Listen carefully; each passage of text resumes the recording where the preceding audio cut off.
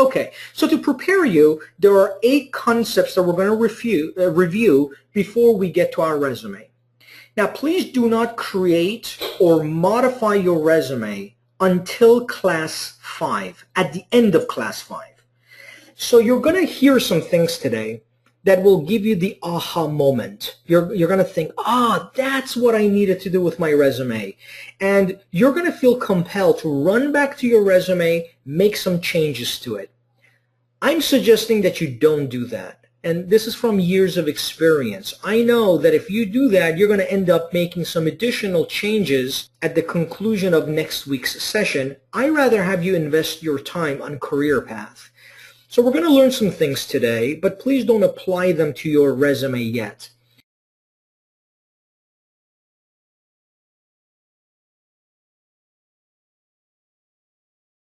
So this is when I have to get my magical wand and gently hit you on the head and have you forget everything about the way in which you search for employment. Some of the things we've been told, like make sure your resume has an objective on it, are no longer relevant because companies no longer care about your objective today when they read your resume. They care about how your work experience of the past translates into activities that can help them achieve their objective. So if you have an objective on your resume, you're just taking valuable real estate off of your resume for something employers don't even pay attention to. You may say, well, but I want to send my resume out so I can apply for jobs. Pretend you didn't go through this class. Continue sending your old resume. And wait until the end of next session to work on your resume. Okay. All right, let's go over the 8 concepts. Concept number 1, our objective is not to create a resume. Our objective is to create a resume that works. Would you agree with that statement, that you're not here to just create a resume? If you wanted to just create a resume, you can hang up now and go create a resume. All of you can get a template online, fill it in with your information, and voila, you have a resume, right? Your objective, you're here because you want a resume that works. But first we need to define, what is a resume that works? A resume is really nice, and I can tell people I have a resume, but that doesn't mean that's a resume that works. Just because you have some content on a document does not mean you have a resume that produces callbacks from employers. When we work together on a resume, our objective is to ensure when we send that resume out that it does its job. Now, here's a quick multiple choice. When we say a resume works, how do we define it? Is it defined by A, resume that gets you a job, B, gets you an interview, C, gets you a phone call, or D, all of the above? I'm going to do a quick poll, and I want you to, if you would please, tell me which one is the correct answer, and the poll is now open. Okay, so I'm going to close the poll now, and 31% said all of the above, 46% said get a phone call, 15% said get a job, and 8% said none of the above. So the correct answer is get a phone call. If you're creating a resume, so the correct answer is C. If you create a resume that does anything else, meaning you're creating a resume that convinces an employer to hire you, schedule an interview, and call you, then you're including too much information. You want to include just enough information to get the phone call. We want to keep some curiosity factor in the resume because the goal is not to answer questions that helps the employer satisfy their curiosity and give you a job. We're not trying to satisfy enough curiosity in regards to questions employers have about giving you an interview. See, all of that happens on the phone interview. See, on the phone interview, you satisfy enough curiosity to get to the interview. But that's not what a resume is supposed to do. A resume is only supposed to trigger enough interest to get them to pick up the phone. So that's number 1. Everybody got that? Just enough information to achieve that objective. That's point number 1. Remember, we want to raise the curiosity of the employer, but not put too much information with the aim of getting an interview or with the aim of getting a job, whereby we eliminate the curiosity that the employer must remain with if they are to give us a call. Number 2, focus is more important than diversity. Showing focus when speaking about our skills is more important than showing diversity. Now look on the resume on the left-hand side with the red border.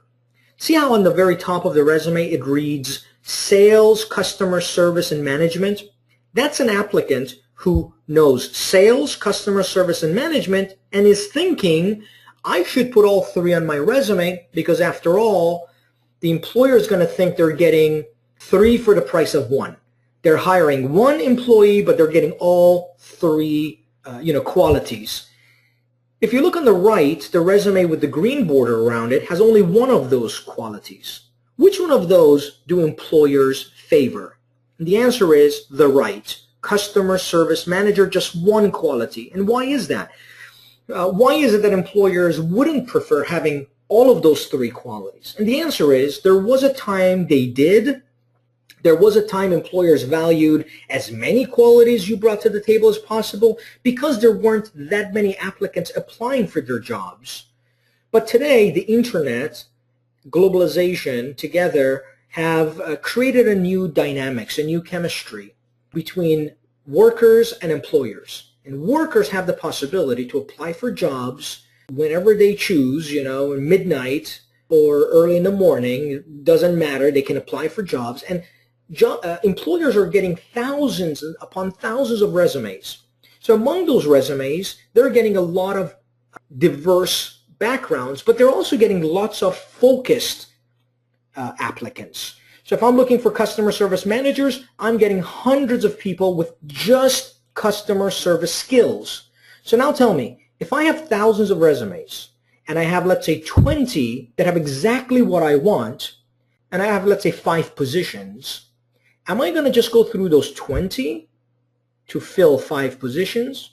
Or am I going to go through all of these mixed backgrounds in engineering and accounting and all the skills I don't want to maybe find more applicants? And the answer is I'm going to just look at focused applicants. So if you're applying for a particular job, it's important to remember rule number 2, which is focus is more important than diversity.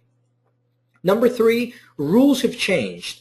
Companies care more about your skills as relative to their position and not so much interested in viewing a sequential order of your work experience. It used to be when you put a resume together, you would write it in sequence. You would say, I worked here first, then I worked here, then I worked here. And what I'm telling you is that no longer matters. What is relevant instead is how your content is harmonious with precisely what that employer is looking for, and sometimes what they're looking for is not necessarily on the job posting. So today when we construct a resume, this is one of those things where you're going to say, yeah, but how come, or why, or really? This is one of those things that contradicts everything you know about how to create a resume. So remember, sequence is no longer important. That's point number 3. Point number 4, do not mix skills on the same resume. Now I want you to pretend for a moment we have 3 skills, and I want you to pretend that those skills are fruits. Okay, so think about this for a moment. We have an orange, celery, and apple, and they are, the orange is human resource management, celery is training management, and the apple is customer service management.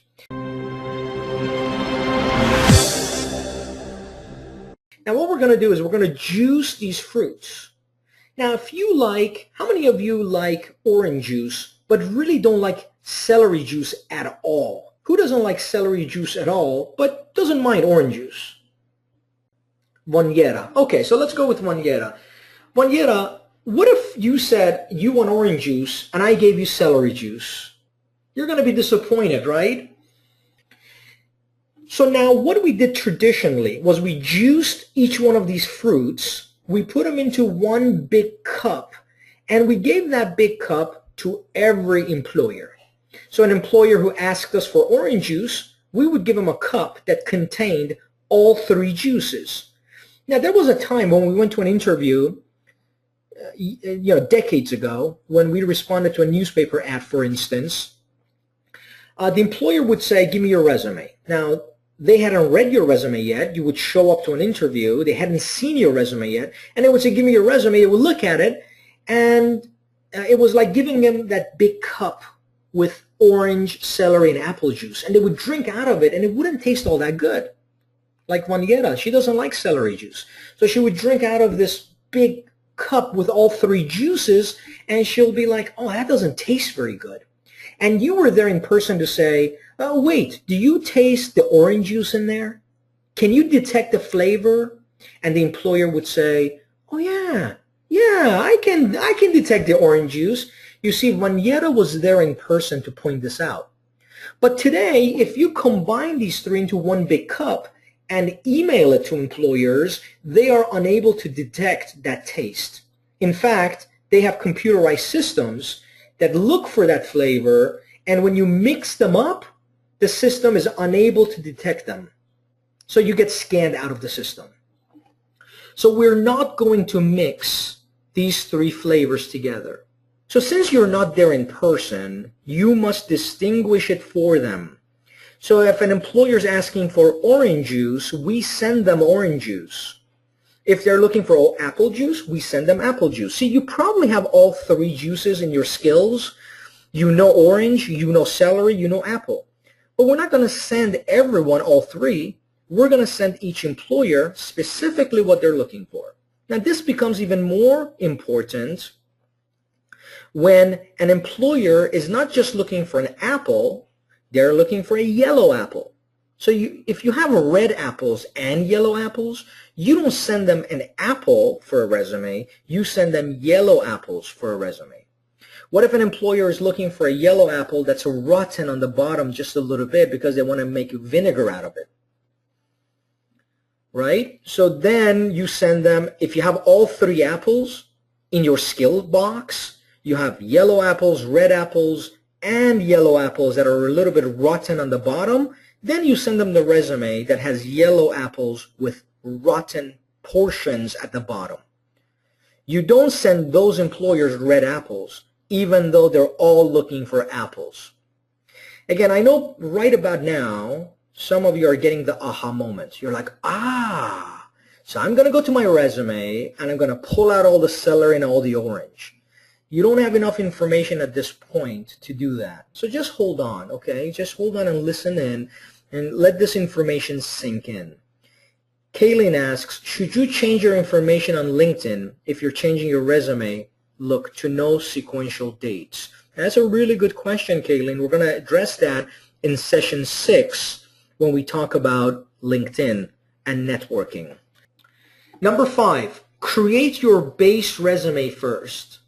Create your base resume first. So a person who possesses skills in customer service, management, engineering, and accounting will first create a base resume first. Now, what I'm about to tell you right now is the most important part of today's session, aside from what we look for in job postings. Remember those 2 things we look for in job postings that you wrote down?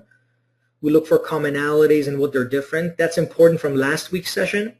What I'm about to tell you is the most important about this week's session. When we create a resume, we first create a base resume. Then we add in the content, right? So the base resume is, imagine if you're a customer service manager. If I had 3 different bases, so pretend they're soup bowls. If I had 3 different soup bowls, the bases would taste exactly the same. So if I had to close your eyes and I said, here's some of base 1, now here's some of base 2, and here's some of base 3, and you tasted each one, you wouldn't be able to tell which is which. They taste identical. However, if I added broccoli to one, shrimp to the other, and chicken to the third, that's an awfully big chicken for that bowl. But if I added some of, it would change the flavor of the base, right? So now if you tasted out of the one with the broccoli, you would know that it's a very different flavor than the second and the third. So you started out with a base, but then you added in the flavors last. So when you create a base resume for customer service management, if you were to print 3 different copies, they would all be the same. You see, we don't have 3 different resumes. It's just one resume for customer service management. Now, where does the content for this resume come from to make it general, to make it a base resume? It comes from commonalities that the job descriptions share. Remember when we read the job descriptions in our area? If there was 100 jobs for customer service management, I want to read all 100 job descriptions to see what commonalities they have. They all want relationship building. They all want customer service experience. They all want teamwork. So my base customer service management resume will contain commonalities that these job postings possess. Now then, before I send the resume to an employer, I add the ingredients. Okay, so that's when I add the flavor. So I have my base customer service resume, but then before I send it to an employer that's looking for broccolis, I then add the broccolis. Before I send it to an employer that likes their soup with shrimp, I add the shrimp. So notice, these 3 employers all want customer service management. They all want the same thing, but they all get a totally different flavor. Again, I'm not creating separate resumes. You'll see what I mean when we get to it. We're not creating separate resumes for every job. We're creating a base resume, and then before we send it out, we add this specific flavor to that resume. So for now, you may not get everything I'm telling you. Just understand the concept that we have a general resume for customer service management, and we add the ingredients later. So when you and I meet, I'm interested in looking at your general resume. I'm not interested in the ingredients because we're going to add the ingredients when we're ready to apply. If we have a good base resume, we're going to have a great resume after we add the ingredients. We're not going to send our base resume to a soul. No one's going to see our base resume because after all, if you had a feast, if you had a party, you wouldn't serve your base soup as your encore soup. You would make sure you have the ingredients in there too. Okay, I'm going to stop here and see if there's any questions.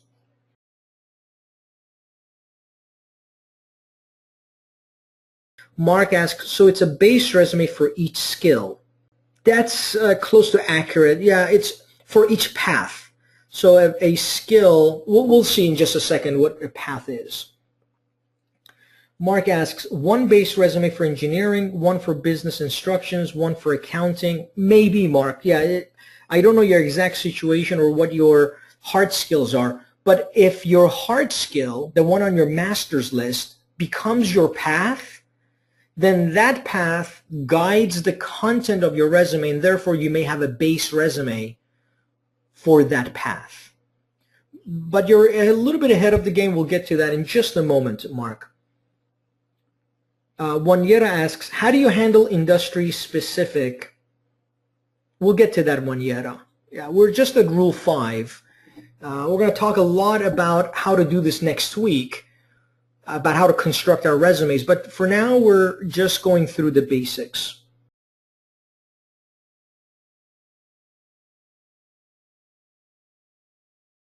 Number 6, get the path across within 7 seconds. Consider the following example. I want you to think for a moment that you are a hiring manager. You must hire 1 customer service manager. Because we're limited on our budget, we want you to hire the best one for the company. Now I'm going to show you 3 resumes. These 3 people all have an equal set of skills when it comes to customer service management. They all have the ability to negotiate. They all are very nice people. They have strong people skills. All 3 of them are equal in the kind of skills this company, your company wants, your company needs. So you ask the first one to send your resume. And the first person, and now you are getting so many resumes, you're getting thousands of them, you look through them just within seconds. The first applicant sends his resume or her resume to 3 hiring managers. The first hiring manager looks at the very top and sees the words computer programs, wholesale, and casino cage within 7 seconds. Now I want you to close your eyes for a second. Close your eyes. I want you to imagine what you see when I say computer programs, wholesale, and casino cage. Open your eyes and tell me what you envisioned. What do you think about this applicant when you just think about those three words? By the way, those are three words you saw by glancing this resume within 7 seconds. You can imagine something, right? Like I imagine a person knows computers, who's in the wholesale business, who's running around in casinos, right? So now this same resume goes to a second hiring manager. The second hiring manager doesn't look at the top, but looks at the middle and sees the words admin, clerical, administrative, clerk, data entry. So now close your eyes. I want you to envision these words: admin, clerical, administrative assistant, data entry. Now open your eyes. What image is created for you now? Administrative, writes James. Financial manager, writes Zoila. Liz, an entry-level admin. Kayleen, admin. Mark writes clerical. Very good. And then the third hiring manager looks at the bottom, not the top, not the middle. Again, this is by habit, right? Every hiring manager has a certain habit in the way they scan resumes. They're not going to read thousands of resumes. They're going to scan them within 7 seconds. And the third one, by habit, looks at the bottom. And they see funder, Downey Savings, processed prepared docs, funded loans. What comes to mind now? What image do you see? Finance, mortgage. Very good, Ronald. Very good, James. Banking, good, Francine. Liz writes financial services. Zoila writes loan analyst. Harmon writes loan officer. Very good. So now I have a question for you all. This is an actual applicant that sent this resume in for a customer service management position. Obviously, she believes in her skills of customer service management. Those three hiring managers, did they all get three totally different opinions about this person? The answer is yeah. They got three totally different opinions about the same person. And whenever you send a resume to an employer and the employer gets multiple opinions about you, you're in trouble. You don't want multiple opinions about you. You want one opinion about you. Just one. The one that is in the job description. The one that they asked for. Here's another one. This is a second resume. One person would look at this and see the word car carrier and Pasadena and have one impression. Another hiring manager may see the word Baldwin Park Adult School, Baldwin Park, GED, and get a totally different impression. And a third one may see the word medical assistant and get yet a third impression. Within 7 seconds, did these two people convey customer service management? Yeah, you're all correct. The answer is no. Very good. How about this one? Within 7 seconds, what does this one convey? Customer service manager is very hard to miss. So if I send this to 3 different hiring managers, right, they will all see the same thing. And as they start reading the resume, experienced customer service manager with a track record of establishing, you can see that the content is all focused on getting, let me restate what I was just about to say. You can see the path is on the very top, and the content is driven by the path. And everything that is contained in this resume is to clarify for the hiring manager that this person has the skills they need to be effective, to be efficient for their organization. Now notice if the path was missing, that's why you read job descriptions.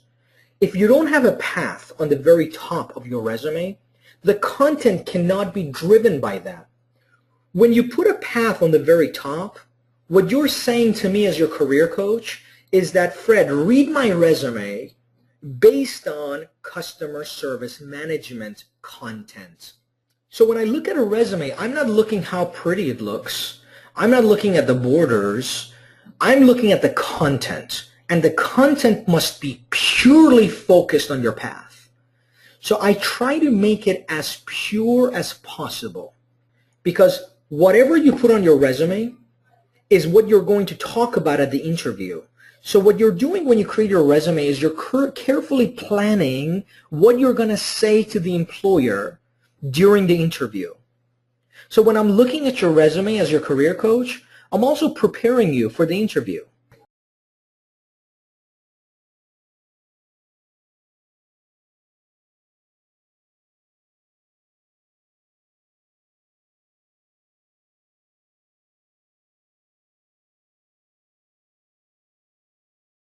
Number 7, which is integrity. Integrity is rule number 1. We have integrity not because it is the right thing to do, but because it's good for us.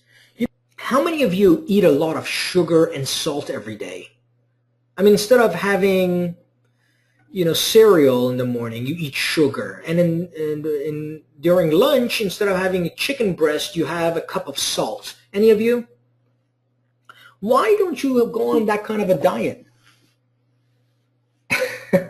So Mark, you said heck yes. So you have both of those, huh? So you don't do it probably. Why? Because it's not good for your health. There's different school of thought when you go back in history about human nature. There was this group, one of its advocates was Jean-Jacques Rousseau, who said, people by nature are selfish. Given an opportunity, they would take advantage of you. People look for their best interest. You should watch out for them. Given an opportunity, people would lie if they knew it benefits them. And sure, you can see some people who lie on their resumes if they knew they can get the job. Then there's another school of thought that comes from people like Plato. Plato believed we are intrinsically good. We are born intrinsically to be honest. Right? As we become adults, our environment affects us and we can change. So if we see that it benefits us to lie, we learn to lie. But we are not instinctually born that way. I am from the school of thought of Plato, not Jean-Jacques Rousseau. I believe we all want to do well. We want to be accepted. We want to be successful. We are happier when we are honest. I agree with Plato in that human beings are born as good. They're good-natured. They want to be liked and accepted and want to do the right thing. But some people, they take a different path, not because it's in their nature, but because they're taught or learn to be that way. There are instances where by instinct, people have reacted in ways that shows that intrinsic good. You ever see pictures of the terrorist attack in Boston on the marathon runners? Have you ever seen pictures of that? You can Google it. And you'll see pictures of people who are running towards the explosion without thinking about it, right? There's an explosion and they see people hurt and they run towards the explosion to help those that needed help. If you were driving by the highway and you saw an infant on the side of the street, would you continue driving because you're selfish and you have a meeting to go to? Or would you just automatically forget about the meeting, stop and help the infant?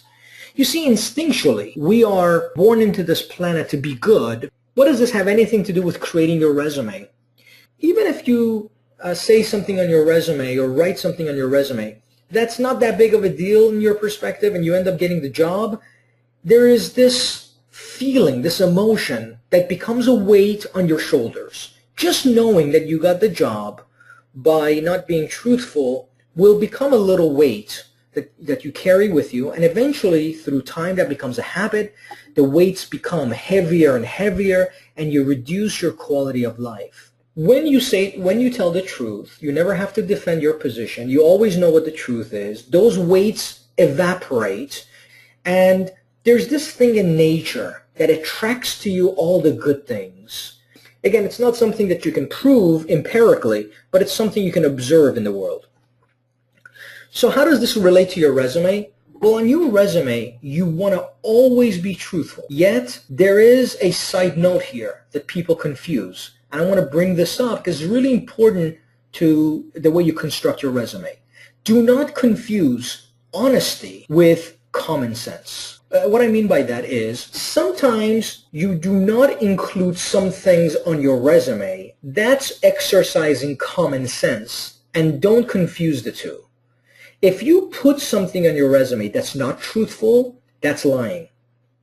If you don't include something on your resume, that's exercising common sense. Think about this for a moment. If you're talking to someone who really likes baseball and they tell you about the game of baseball, would you talk about baseball if your goal is to establish a relationship with that person? Or would you instead say, hey, wait a second, I really like baseball, but let me tell you, I really like football and soccer and cricket. I really like mountain climbing. By the way, I enjoy drinking wine at night, and I do all these other crazy things. And the person may think to themselves, whoa, hold on, don't tell me about all the crazy things. That's more information than I asked for. So what do? You talk about just baseball. If you don't include something on your resume, that's exercising common sense. So here's an example. Let's say you were let go of a position, right? And you were fired from a position. And you worked for an organization that had two departments. Plato was the manager at one department. Jean-Jacques Rousseau was at the other department. When you were working for that company with Plato, in that organization, everyone was happy, everyone was supportive, you loved people there, you were very productive. But at some point, the company moved you to another department. You didn't want to move, but they moved you, and now you were with in this department where nobody trusted anybody else. Everybody was trying to go after the other person. You didn't like your boss because he was always telling you to do things you didn't want to do. And eventually, it reached a point where this was no longer the same company that hired you. Everything they were doing was going against your beliefs, against your principles. And eventually you got into an argument with the manager and they fired you. Now you go to an interview with a new job and they ask you, why did you leave your last job? Now customarily, not by law, but by custom, employers cannot ask you or will not ask you, were you fired from your last employer? They just don't ask because it can attract liability for their company. Instead, they ask you these questions in different ways. Like they ask you, why did you leave your last job? Know the difference between questions. When they say, why did you leave your last job, there are different ways you can answer this and still be truthful. You don't have to say, I was fired to be truthful. And that's where people confuse honesty with common sense. See, common sense tells me, if they ask me, why did you leave your last job? Common sense tells me to say, I worked for an organization with a great group of people, and I'm referring to working with Plato. They were so kind, and I was very happy there, and I was very productive. But then there came a point, working for that organization, that I no longer felt I'm pursuing the same objectives than when I first started. It was no longer a long-term career for me. We parted as friends, and when I say parted as friends, I'm referring to the Plato department, right? We parted as friends, and then I saw your job description, and I became so interested in this position because every quality that I've worked so hard for over the past 20 years has prepared me for this position, and I thought I'd come here to an interview with your organization. Notice at no point did I find it necessary to say I was fired because it didn't matter. It doesn't matter whether I was fired or not in the way I will perform my job with this new employer. But some people feel the need, I've heard people say in the past, well, no, but that's not truthful. You got to say you were fired. Were you fired? You say, yes, I was. But that's not what the employer asked. The employer asked, why did you leave? You know, it's almost like the same question. If I say, do you know what time it is? You can either tell me what time it is, or you can say, yes, I do know what time it is, and not answer my question about time. If you don't answer my question about time, when I say, do you know what time it is? You're not being dishonest. You're still answering my question. I said, do you know what time it is? And you say, yes, I do. I know what time it is. Then you don't tell me what time it is because you're only answering the question, right? You only answer the question in the nature in which it was presented. And just the fact that you offer more doesn't make you more honest. It just shows you lack common sense, right? It's the same as when President Obama was running for presidency in 2008, Senator McCain claimed that Obama lacks experience. And it was true. Obama lacked experience when compared to McCain. But Obama didn't go into a town hall meeting and say, I'm going to be honest, everybody. Yes, I do lack experience when compared to McCain. That's not what he did. Instead, he went to these town hall meetings and he said, I have better judgment than McCain. When it came to voting for the Iraq War, I voted against it. McCain voted for it, and now look where we are with the Iraq War. That's what he argued. He didn't even respond to that claim that he lacks experience. He didn't even talk about it. Now, was he being dishonest when he didn't talk about it? No, he was just exercising common sense. So remember, honesty is not up for debate here. You always put truthful information. However, don't confuse what's truthful with when you're exercising common sense. What is considered common sense? Okay. So I'm going to continue on with master the art of presenting an argument persuasively. Your resume is an argument. So what you're doing when you create your resume is you're creating your argument, one you're going to defend. My claim is, my argument is that I am the best fit for your organization. How many people are applying for this job, do you think? More than one, maybe, right? Now, between I and the other people who are looking for the job, for the position, I am saying when I show up to the interview, I am the best person for the job. Now, you may say, well, how do you know if you're the best person for the job? You may look at other people's qualifications, and they have more qualifications than you. See, I didn't say I have more qualifications than everyone else. I said I'm the best person for the job. That's my argument. Now, your resume is the evidence to back up that argument. Very good. Excellent. Today, you find employment when you possess three things. You have to have your hard skills. You have to have your soft skills, right? So an accountant with strong people skills, for instance, those are your hard and your soft. And the skill of presenting a persuasive argument. You also have to have a positive attitude, right? So the first two are together. You have to have your hard and soft skills. But then you must have the skill of presenting a persuasive argument and a positive attitude. Now, what is an argument? Let me first tell you what an argument is not. An argument is not selling yourself. Have you ever heard people tell you that? Hey, you gotta sell yourself effectively. Selling yourself is the wrong mindset because after all, you're not really selling anything. You're not selling your skills. You're not selling a couch or a home or a car. You're presenting some things, right? So it's not about selling. Nor are you arguing with a friend. That's not what we mean when we say an argument. You're not presenting an elevator speech. How many of you have heard that as a suggestion? You know, when you go to talk to an employer, have an elevator speech prepared. Any of you have heard that as a suggestion? Bianca has. Vanyetta has. Okay, very good. So an elevator speech, Larry says, I have from 3 or 4 workshops. Okay, very good. And Bilal says, I have 2. An elevator speech is a canned response that they would suggest would be something you could recite in an elevator. So it's very short and condensed, but it's something you've rehearsed. Now let me ask you all a question. When was the last time you were influenced to do anything by anyone who presented you using an elevator speech? If you're not influenced effectively by that, why would we think that others would be influenced effectively or persuaded to do anything? So an argument is not that either. It's not a conversation. It's not even a presentation. An argument is a claim put forward with supported evidence, right? So what was our claim? You go to an interview. An employer says, why are you here? And what is our claim? Our claim is, I'm the best person.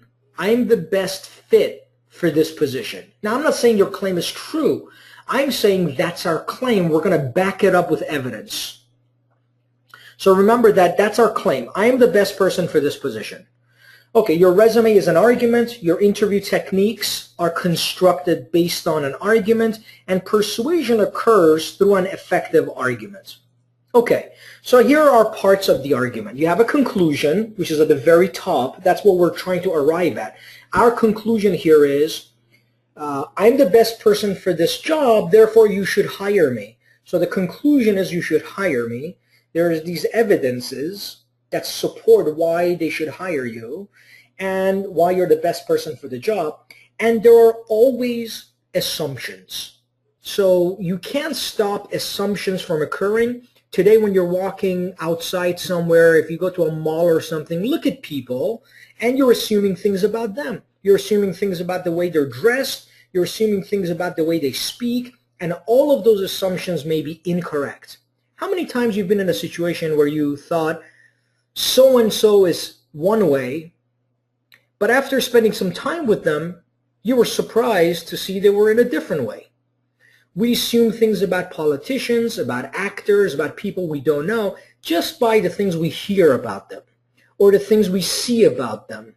And so one of the things I encourage you to do is never assume anything about others until you get to know them well. So Bilal writes, first impression. Yeah, first impression. I wish it wasn't that way. You know, I try myself, and it's hard to do, but I try not to allow first impressions to drive my impressions about anyone until I've spent some time with those individuals and I get to know them. Then, you know, you're not operating based on assumptions, but based on knowledge you have about someone. So an argument has usually a set of premises, and then you arrive at a conclusion. And those premises must be supported by evidence, and there's always assumption. So I want to give you a conclusion, and then we're going to give you some premises that backs up this conclusion. If I said to you, cats are good for me, what assumptions do you come up with? Now notice how different people come up with different assumptions. Go ahead and type in and I'll read them out loud to everyone. If I say cats are good for me, what assumptions do you get? Mark writes that you're not a dog person. Very good. I like cats. Cats can scratch, writes Kathleen. They help your attitude. So I like cats because they help my attitude. Sophia writes, I love them as my pet. Yeah, very good. You live with cats. Yeah, so cats are good for me because I live with them. I enjoy their company.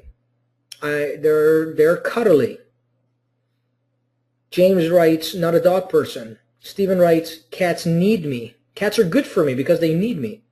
Kathleen writes, cats are good for me because they purr.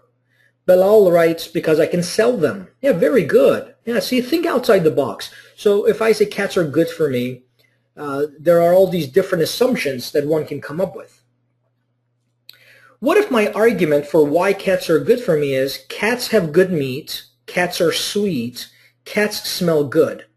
Did that change your assumption, or do you still have the same assumption? Because now I added some premises to my argument to support my conclusion or to speak about my conclusion. It changes. So now what are you thinking?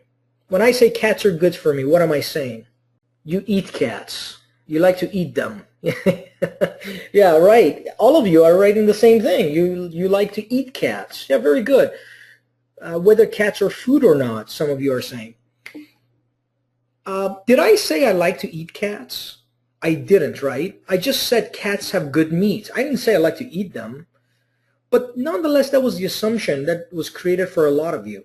By the way, is this a good argument for why cats are good for me? It's a very poor argument for why cats are good for you because it doesn't really clarify anything. It creates a lot of assumptions. It's just all over the place. Now, would you believe me if I said to you that more than 90%, the majority of people that go to an interview, they present an argument similar to the one you see on the screen. Now, they're not going to say cats are good for me, but the arguments are similar. So, for instance, when asked, why should I hire you? They respond with, because I'm motivated, I'm loyal, I'm dedicated. Because I'm positive attitude, I have positive attitude, I'm motivated, I'm dedicated. You know, those are the most common responses people give when asked with the question, why should we hire you? Now tell me if this is a better argument for cats are good for me. I have high blood pressure. No, let me start from the top. High blood pressure leads to heart attacks. Heart attacks can kill people. I have high blood pressure. I want to live. My doctor is certain that cats lower my blood pressure. Notice how this argument logically follows. You see, high blood pressure leads to heart attacks. So now you have a piece of information about something. Heart attacks kill people. I don't want to die. I want to live. And I have high blood pressure. And doctors say that that cats can lower my blood pressure. Is this a better argument for why cats are good for me? It's more clear. It logically follows. It's not the best argument, but it's a much better argument. So when you put those arguments side by side, you'll see where the evidence is, the premises, and the conclusion are. So conclusion. Here's a conclusion. I'm the best candidate for this job, and you should hire me. Why should I hire you? Because I'm motivated, dedicated, love to work for your company. That's a poor argument. A better argument would be, your company is looking to expand its market share by getting into Walmart. You need someone with the ability to convince buyers at Walmart and negotiating those terms. I have a proven track record in convincing buyers. Again, all of these have to be backed up by evidence. I'm just making some claims, but I got to back it up by evidence. So if I have a track record in convincing buyers, I possess strong negotiation skills, I need to show evidence for that. And then I have established relationships with other vendors. Need to show evidence for that too. Assuming I show them evidence for all of the things I'm saying, and assuming that the first and second point are true, that they are trying to expand into Walmart and all the other things you see on there, is this a better argument for why they should hire you? It's better than just saying I'm motivated, because just because you are motivated doesn't mean you are. Every hiring manager has had an experience where they hired someone who said they were motivated, but after being hired, they weren't all that motivated after all. And hiring managers learn from that just because someone says they're motivated doesn't mean that they necessarily are. Most hiring managers eventually become numb to hearing those words. I'm motivated, dedicated, loyal. So what you want to do is instead research the organization you're going to be interviewing with and structure your argument. And what do you think your resume is? Your resume is precisely that. You've already done some research on your path. So let's say customer service management. You've done a lot of research to see what they share in common. You're doing research on what they have different. And then before you send your resume, you're going to see next week, we're going to do specific research on that employer that we're planning to apply to. Again, I'm going ahead of the class here, but the point I'm trying to make is your argument should be something that is closely planned, not something you randomly recite just because it sounds good. So a conclusion should come from premises that are supported by evidence. Also, what's important when you construct your resume is how you frame your argument.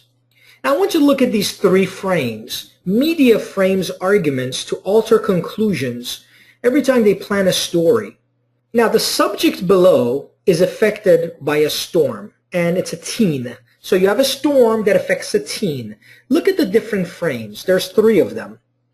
The first frame, youth at home disobey warning, knocked out in storm-related accident. When you read frame one and the headline, what comes to mind? What are you thinking about?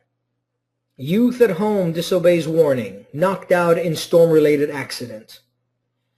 Yeah, good job, Mark. The kid is to blame, right? You blame the teen. Let's go over frame two. Headline, girl at home injured during storm. Home had been cited for building code violations. What about frame two? What comes to mind? Who's to blame here? Yeah, the home builder is to blame. Good job, Mark. Sophia, well, maybe parents, but it's a code violation, see? The home had been cited for building code violations. Yeah, maybe the parents. You're right, Sophia. Maybe the parents didn't pay attention. Yeah, bad parents. How about 3?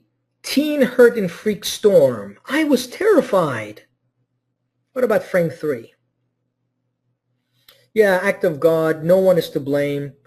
Maybe it's some would say it's an environmental thing. If the global warming was paid attention to, you would maybe they blame the politicians. This poor teen wouldn't be the victim of this accident.